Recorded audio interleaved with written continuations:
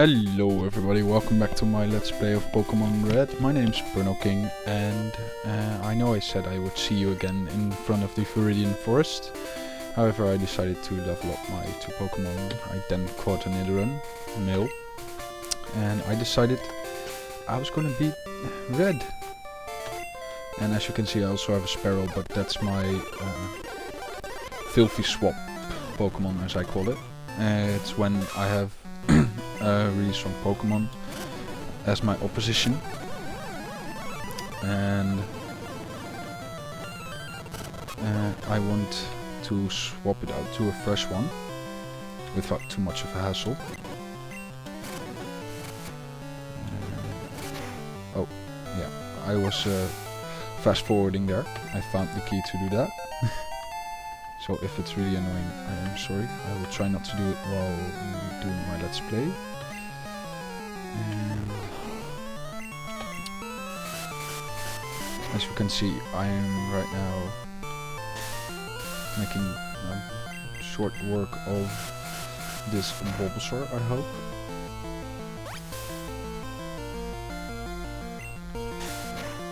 Yes, tackle me all you want.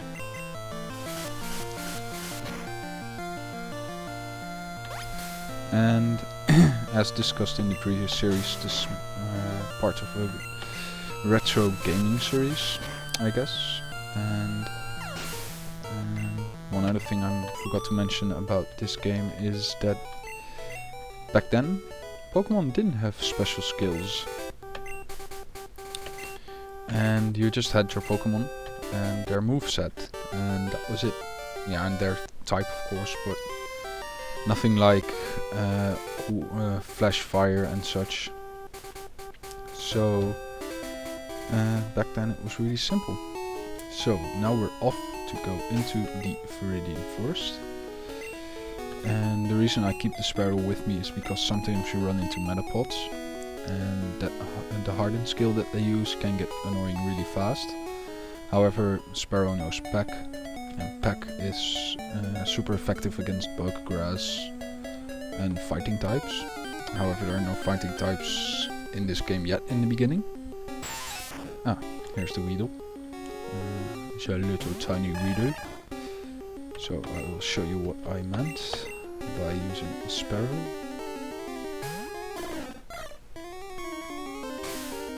And most of the times I actually used Sparrow in the beginning instead of Pidgey, and I leveled up Pidgey later on.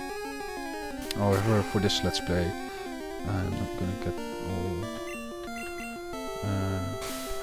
difficult with leveling my Pokemon. I am just gonna take whatever I need and whatever I want to use, and not much else. And as you can see, my Squirtle grew to level 9. Damn it. I was going to get out of the grass and then switch to my Nidoran.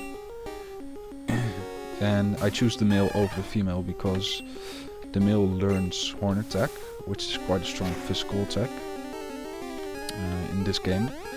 Even later on in the series, it's still an okay attack. It's just been nerfed a bit. And I prefer that over getting Poison Sting early, because I don't aim to poison my enemies.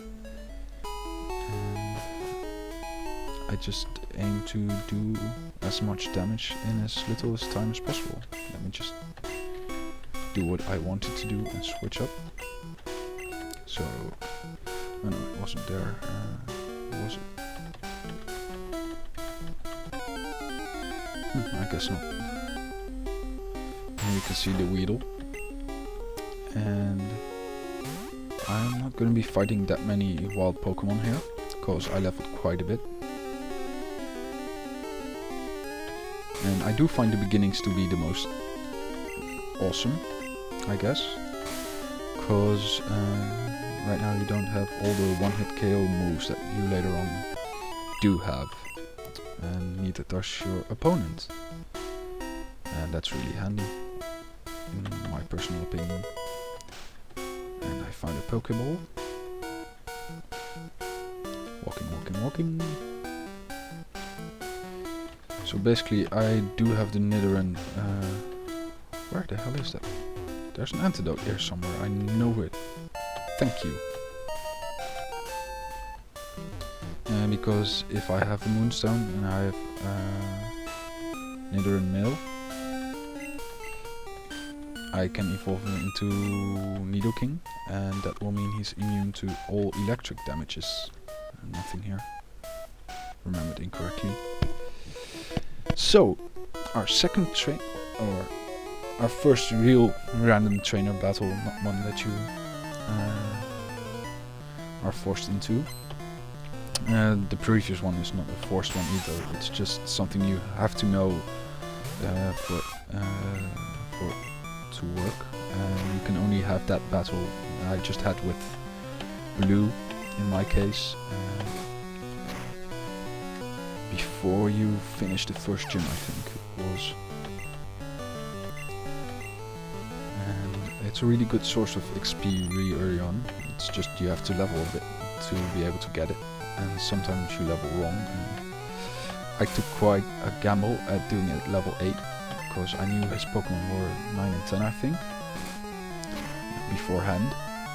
However, I thought I have a pretty strong Nidoran, and if I can get the damn Pidgey out of the way, I can beat his Bulbasaur as well, because the only thing annoying about that battle is that his Pidgey only has Gust and Sand Attack. Only Sand Attack in this game is still really awesome. If you spam, I think, 5 Sand Attacks, no opponent should be able to hit you.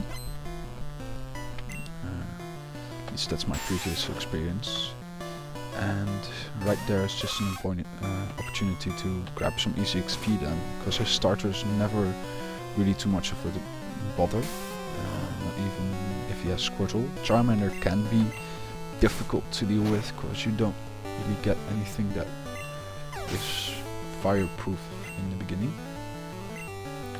Here we have a Kakuna, which is some nice sweet little XP for my Squirtle. And before the gym I want to get my Squirtle up to, I hope 10 or 11-ish. 10 is no problem, I think. Oh, wait on. Cable. That was in my way. 10 should be no problem. I think I should have 10 after defeating this little bugger. And as you can see, Harden dramatically decreases damage, even my special attacks do.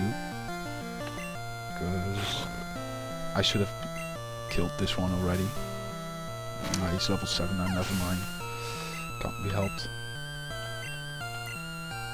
Yes, I will change. I will not fight Weedles with anything that's not resistant to poison.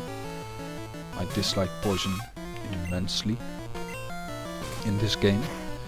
It's also the reason why in the first game Muck and by extent Grimer are really effective, because Sludge pretty much poisons every other hit, I think.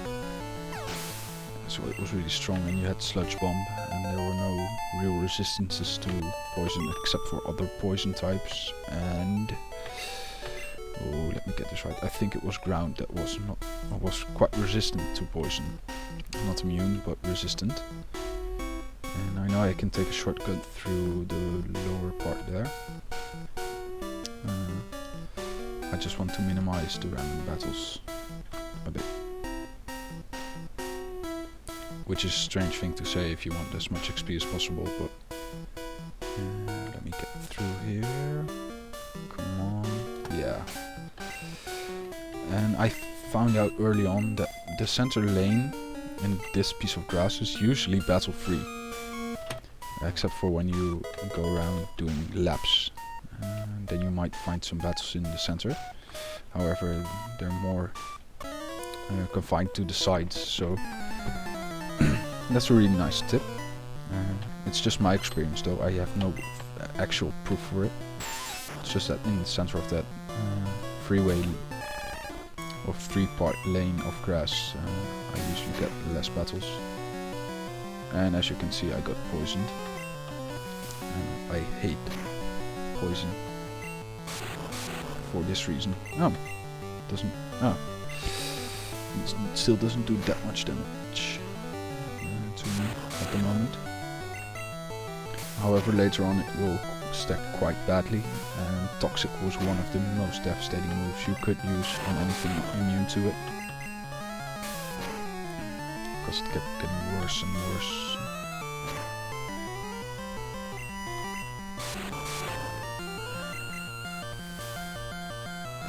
I think he's gonna pull out a Caterpie next.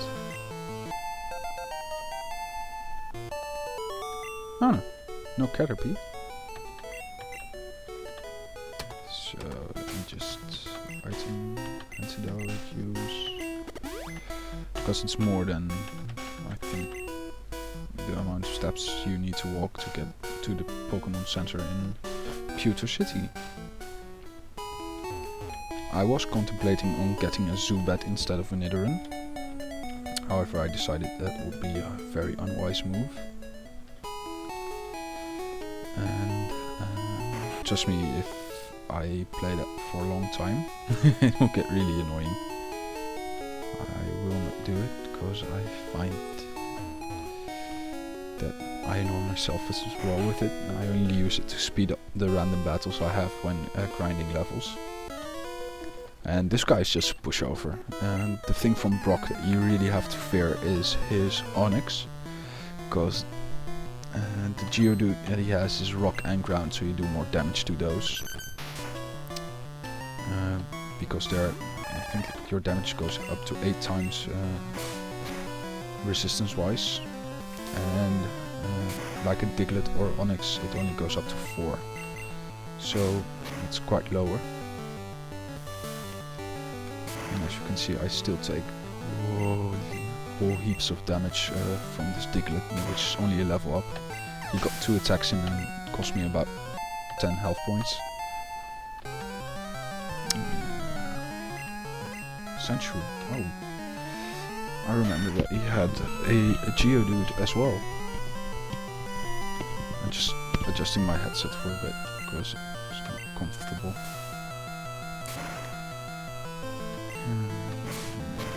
This Sandshrew is annoying as well. I do need to heal up in a second. Oh. Oh, I got lucky there. I thought the Sun attack meant this battle would drag on more than it should. And after this gym is over, I am going to do some more grinding to get my other Pokemon up to level with my Squirtle again. And as you noticed, some of the sprites are not what you're used to.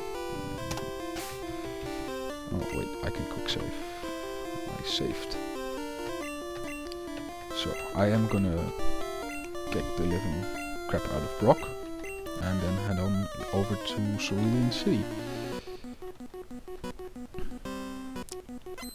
And here you go, you can recognize Brock a bit, but also not that much.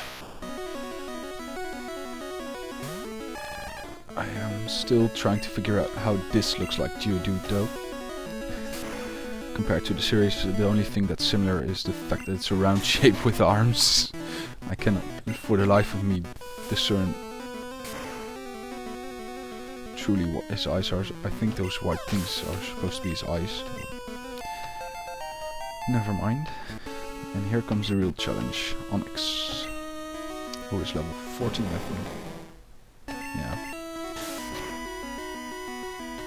And he does less damage than I remember, but it could also be because in the past, whenever I started a new game, my Squirtle, if I choose him, or my Bulbasaur, was quite a bit lower in level. The other change that you notice is the fact that gym leaders and trainers do not use potions as often as they do in later games. So that gives you a distinct advantage in the fact that you can whittle down their health to about a tiny bit, and there are only a few that use hyper potions, and most of those are in the Elite Four.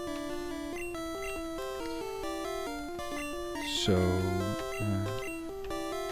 the only real time you have to worry about getting them to heal is when you have their Pokemon in red, is the Elite Four mostly. I do not remember any other ones that actually heal their Pokemon that much.